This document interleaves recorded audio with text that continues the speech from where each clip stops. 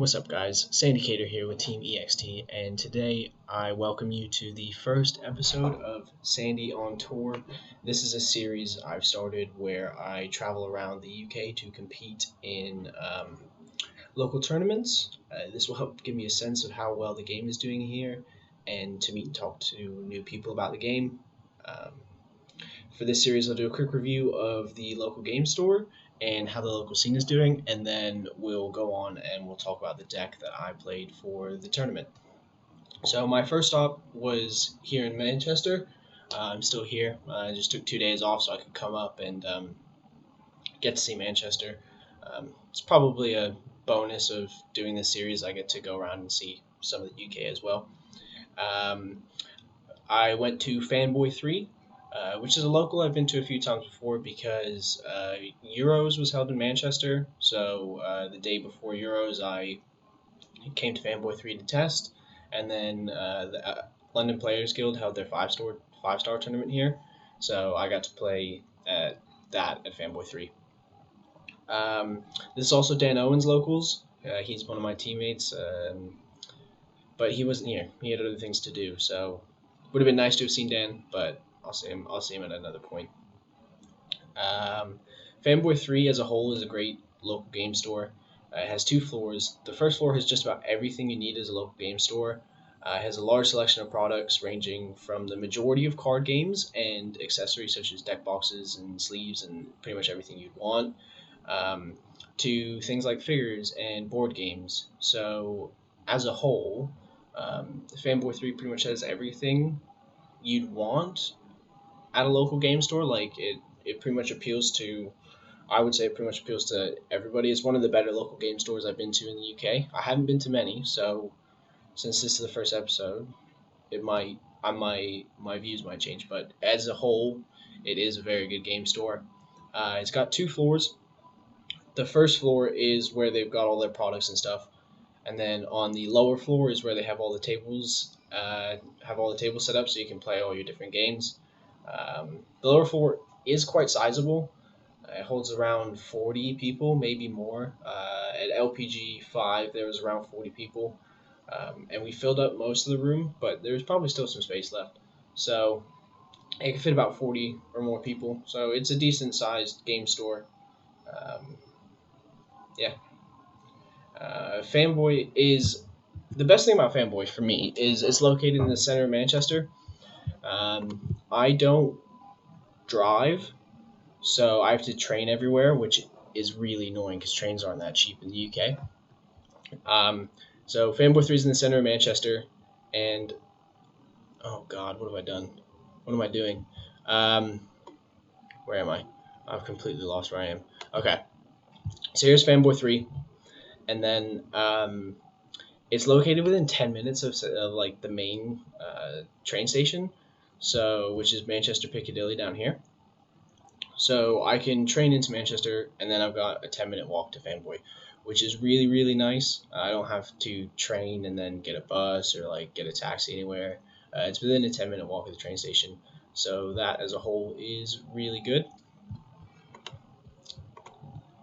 So for those traveling to FanBoy 3, I'd probably recommend it. Onto the local scene. To my understanding, FanBoy has recently seen a rise in their player base since UKGE. I don't think they were seeing that many players, but I remember after UKG, which I forget when that happened, but Dan Owen and Blaine Perry had sent us pictures in the EXT chat of very large locals, at least for the UK. There was 20 plus people there. So the first stop for me was probably going to be FanBoy because it's one of the larger locals in the UK. So I was very excited to get out there. Unfortunately, last night there was only 10 people. Ryan and one of the other guys, I forget his name, they apologized for it, but it was like I just happened to come on a dead day. It was just unfortunate that I traveled. My biggest gripe about it was only 3 rounds, so 3 rounds is less than ideal, even if I'm not traveling, but maybe because I traveled a considerably longer distance than most, it was more noticeable. That was like, okay, this is only 3 rounds. But yeah, so if you're coming in, unless they change how many rounds they're doing, I wouldn't 100% recommend traveling very far for it. But if you're within the area, if you're within the Manchester area, you should definitely go, and you should definitely check it out. So I guess that's my quick review of the store and the scene. I really liked it. I do plan on going back. They do have a prelims this Saturday, September 7th. That'll be a good tournament. I'm sure there'll be a sizable turnout, so I would recommend going to that if you're in the area and you happen to see this video before that happens. Onto the deck, I played Pan. For those of you that know me, I've never been a good Pan player. I've never liked playing red, and I've never liked playing mid-range. I've always been a yellow player. I've always played control, or I've always played some sort of degenerate combo deck, or like Victory Strike or something like that. So since I get to go to local game stores and I don't solely get to test with Nathan Hills and Slaine Harris, I figured I'd try and work my way into this deck and learn how to play it and learn how to do well with it, because that will grow me as a player. So I decided to go with Pan, and I went red-green because this red-green stuff has a lot of value in it. And Pan just makes those cards feel so much more valuable. So yeah, my goal was to. I wasn't expecting to do well with this deck. So my goal throughout the series was hopefully to be like me as a bad Pan player moving to me as a good Pan player. But I went undefeated with this deck. I didn't drop a single game, and it felt so one-sided towards me for the majority of the tournament that even though my matchups were sort of casual outside of Universe 6, I have a very good sense of this deck, and I feel it is very good and very well placed in the meta. I do have some Toa testing. I have a bit of Shenron testing as well. I got to play against Clash Cube. We'll talk about my matchups in a second. So I do have a bit more understanding of this deck, and I do think it's very good. So instead of me going from a bad Pan player to a good Pan player, I still might very well be a bad Pan player. But I'm just going to stick with this deck and sort of figure out how well it's actually going to do. Unless I go to a best of 1 locals, then I'll be playing Shenron Veggies, because that's just the most degenerate thing I could think of for best of 1. So on to the deck profile. First of all, my matchups: Universe 6, 2-0. OG Broly from set 1, 2-0. And then Red Broly from set 7, 2-0. So I run the red-green stuff. First off, 4 Broly Demonic Origins. The Checkland. This card was so good. I was so happy to see it every time I drew into it. You always want to charge multicolored on turn 1, because then that makes your counter plays like Vegeta the Cruel and Max B Kaioken live. And it also makes your, since it's a red-green deck, it makes the way you use your energy much easier. You don't have to think as much the more multicolor energy you have. So Broly Demonic Intimidate Origins as a check land was very good. Not having to use the energy exhaust was excellent. And then as a card, like as a whole, the card was really, really good. In Pan, like I would just hardcast it for 2, so I could draw a card off Pan, and my opponent would drop a card. At one point, against Red Broly, I had him at 1 card in hand, so I hardcasted Broly Demonic, and I attacked with something else. And then I hardcasted another Broly Demonic, so he had to drop another card from hand. And at that point, I had like 3 or 4 cards, 3 or 4 attackers left on board, and I just knew they were fully dead. So if your opponent doesn't have a huge hand size and you can slowly whittle their hand down, this card becomes very, very good in those sorts of matchups. So I really, really liked it. Very good card. I played 4 Trunks Surge of Energy. This is Pan. This card was made for Pan, pretty much, I feel. So I had to play it. It's just a 2-mana draw to 20k. So really strong. It is a Chain Attack Evolve target, but I didn't play Chain Attack once. So we'll go into that as I go through the deck profile. 3 Digging Deep Vegeta. This card's really good. I've never been a huge fan of Digging Deep, before I came up to FanBoy, I decided to try out Hone Moves Yamcha as like a critical. I take a life and then you drop a card from hand, but it was a bit too slow. Um, I had originally designed. I had designed the deck to be a high value, low cost deck. So like most of the cards you're playing are 2 energy or less, hopefully. Um, so that you have energy left open for counterplays in your opponent's turn, because your counterplays get a lot of value off of pan as well. So that's how I designed the deck, and that's why I sort of went into Hone Moves Yamcha, because it was a slower card. It did more of a control sort of thing, which I like to do. But as I started testing Digging Deep Vegeta, it's really good, and the deck is actually much more aggressive than I was expecting it to be. So you'll probably see some changes to the deck as things go on, but Digging Deep was really, really good. When you first play it, it's pretty much a 25k dual attack that nets you cards off your life. So it's really good against the Shenron decks. Most of them are just going to stall you out now and try and kill you in one turn, especially the VS variants. So getting this down on turn 3, swinging with it, taking 2 life, and then the next turn swinging with it, taking 2 more life, and be able to awaken and have a super, super aggressive turn to try and take them out or remove as much life as possible, so their Gogeta and Kaioken turn isn't as effective, was very useful. 2 Mach Speed Kaioken.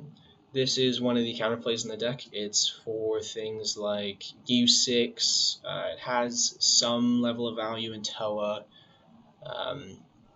It's just good because it plays itself on your opponent's turn for 2 if you have a multicolored energy in your energy area.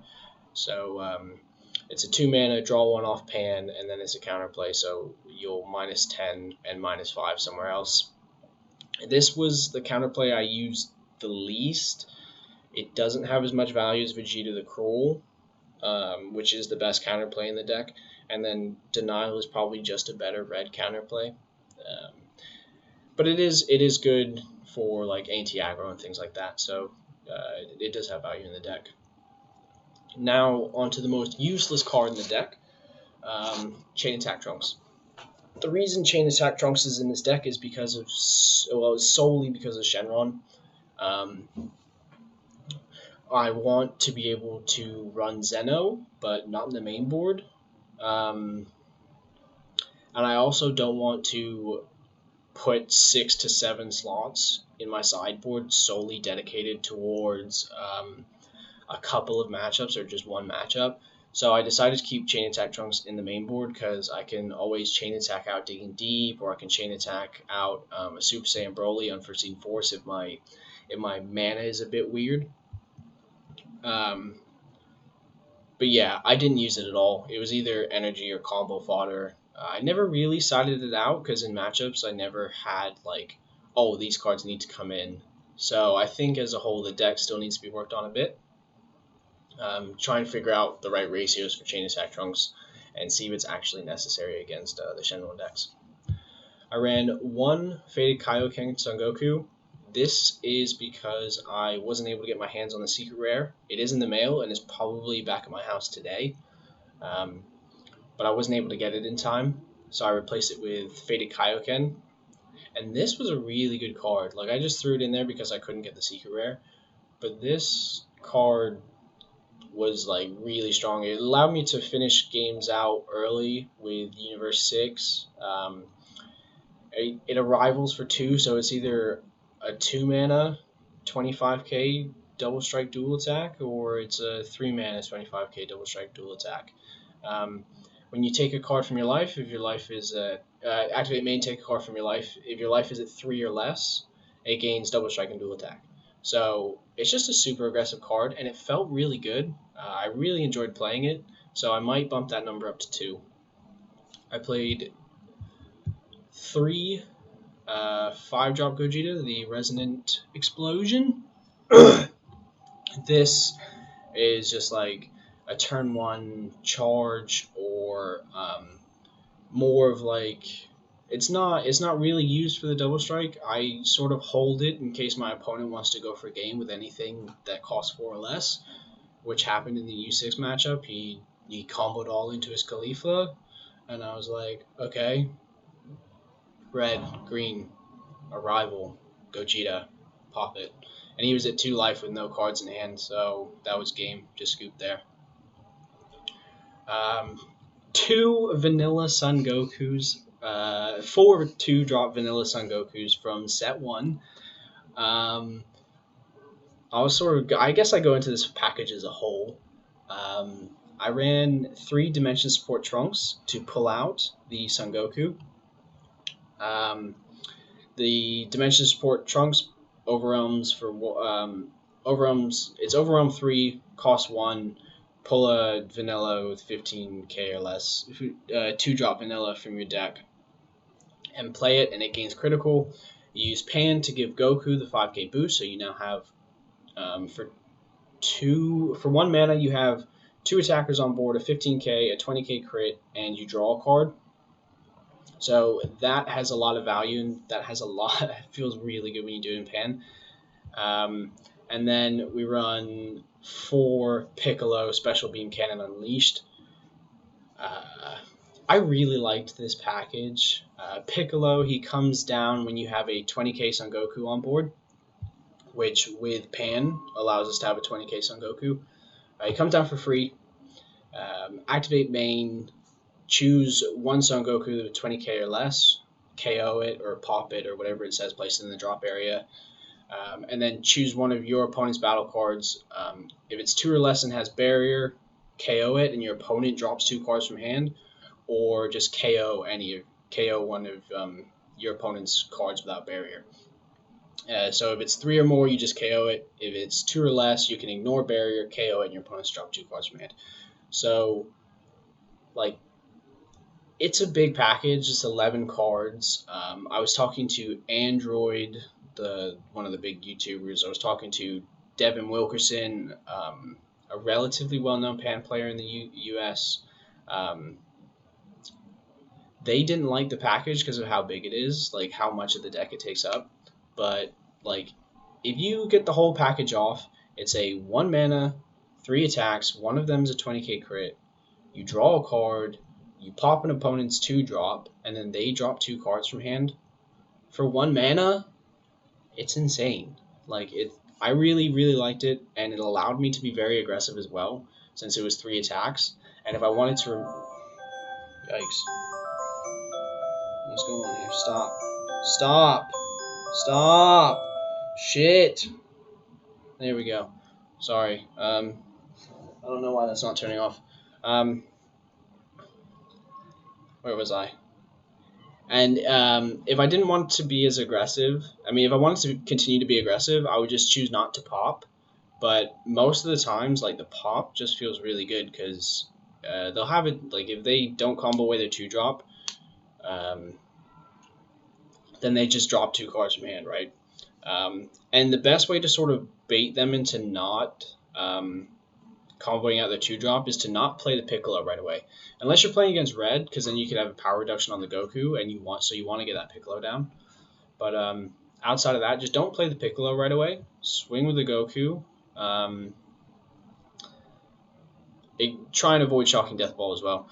Swing with the Goku. They won't think you have the Piccolo, or they won't know about the Piccolo, so they won't combo out their 2-drop. And they'll either take the crit, or they'll combo out from hand, and then you just play the Piccolo, and then you pop their 2-drop, and they drop 2 more cards from hand. So the package as a whole felt really good. I really liked it. It was one of the more meaningful cards and packages in the deck. So when Android and Devin tell me it doesn't feel good, I say the exact opposite, and I love it. So I think it's just up to what you like as a player. 3 Super Saiyan Broly Unforeseen Force.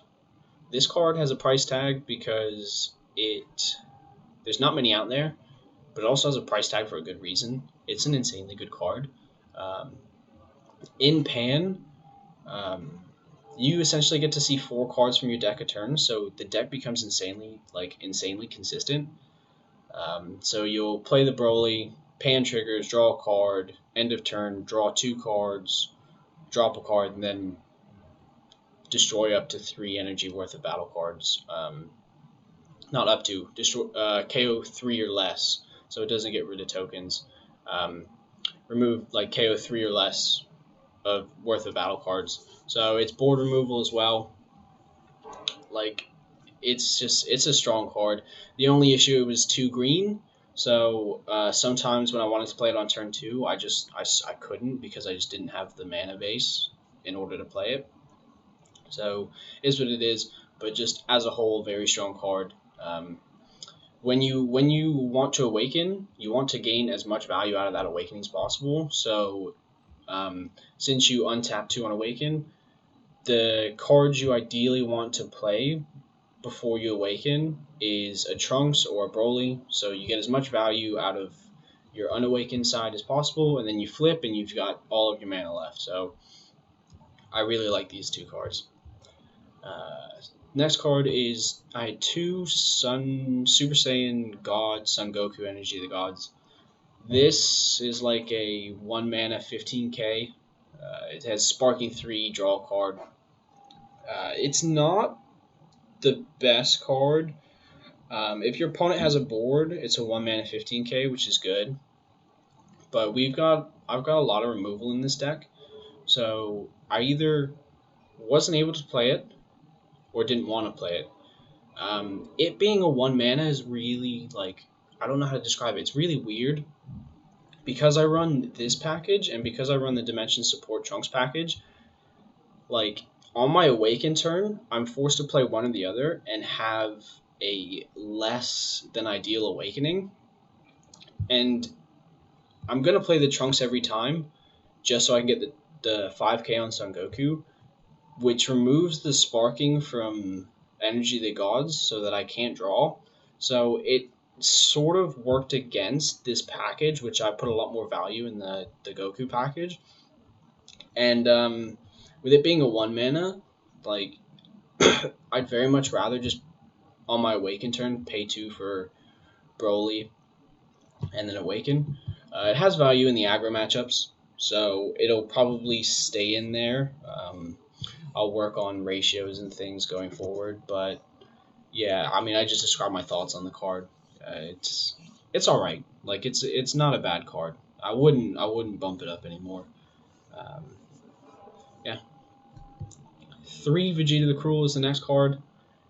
Excellent counterplay. Oh my god!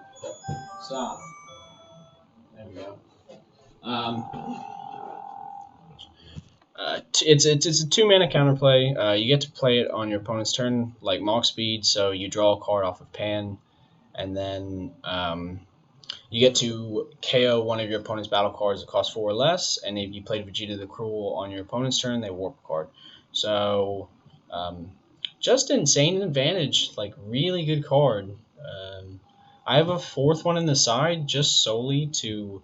in the matchups where I do want 4, because there are definitely matchups where you want 4, just so that I can have it maxed out, because it's such a good card, and I really like it. Now on to just the, like, more defensive stuff in the deck. For super combos, I choose the life super combos, because I run Overrealm. There you go. That's it. I run Overrealm, so I don't run the Sparking super combos. 2 After Image Technique, 2 Is That All You Got, and 1 Final Guardian are my negates. After Image and Is That All You Got are both good negates.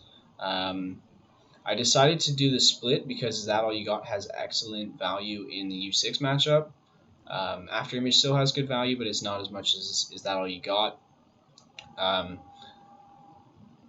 And then After Image is a Sparking super combo. So if I do happen to have cards in the drop, I can spark it. So against hand control decks, I don't have to be as concerned about hand size as with Is That All You Got. Because dropping, like, negging 2 cards from hand, it doesn't feel that good. So if After Image Technique gets the job done, then it gets the job done, right?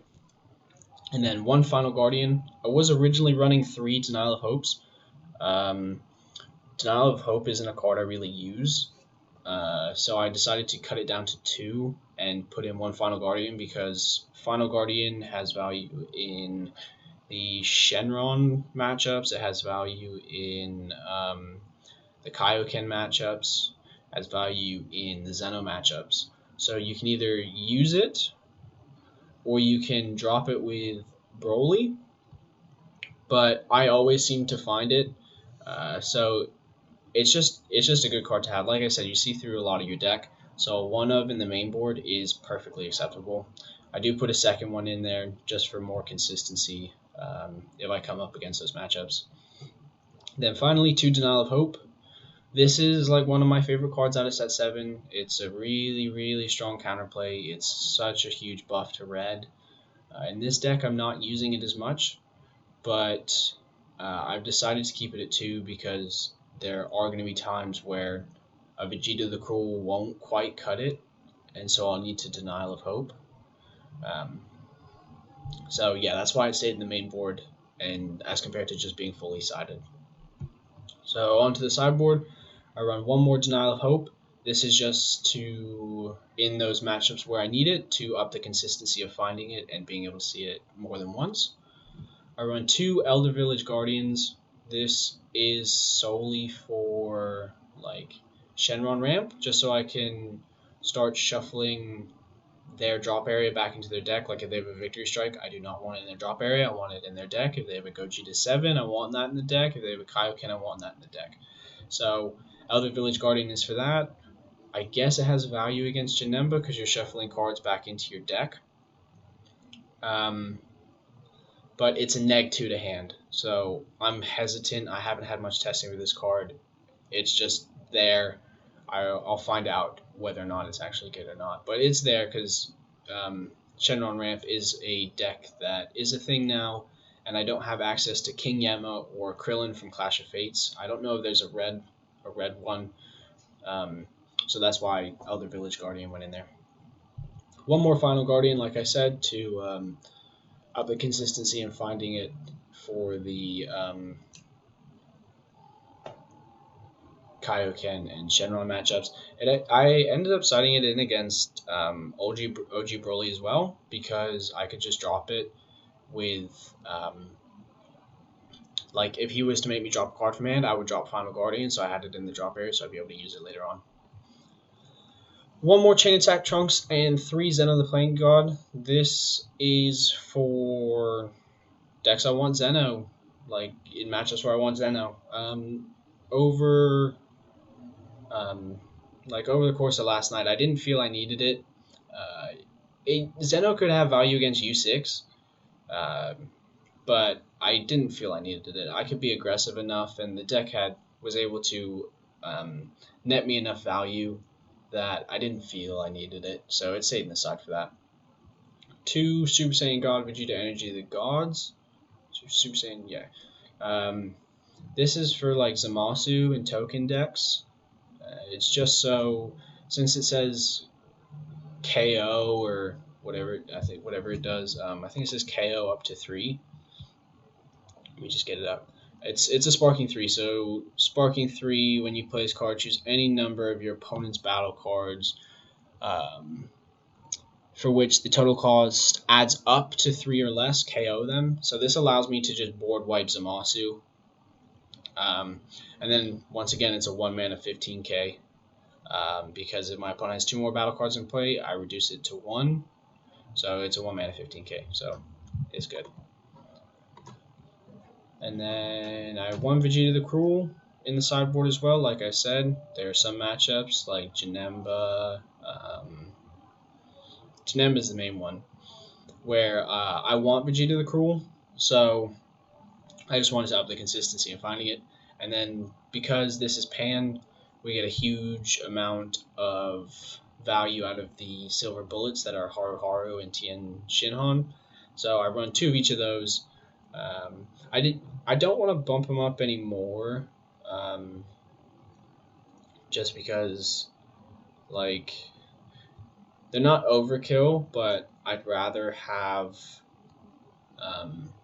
a sideboard that allows me to be a bit more techier and be able to like shore up other matchups a bit more. Haru Haru is really good. Tien is really good. I will probably see them at least once. Against Janemba, I'll side in Tien's and I'll also side in Elder Village Guardian. So if he does happen to mill through my two, I'll just shuffle him back into the deck. Um, that was sort of a long-winded deck profile. I wasn't expecting it to be as long, but I did want to go in depth for my first profile on Pan. I hope you enjoyed it. I hope you enjoyed the start of the series. If you have a local game store and you want me to come down, or you just want me to come check it out, then pop your local game store in the description, and I'll try and make it out to that. I'm definitely going to Nottingham because Dice Cup is like one of the most known locals in the UK. I'll be going to Newcastle because I got Jet and James Muir. They're up there. If you're in Aberdeen, funnily enough, I will come up to you because I have family up there. So if you're in Aberdeen, let me know because then that gives me a chance to visit my grandmother. Yeah, outside of that, I'll see you on the next one.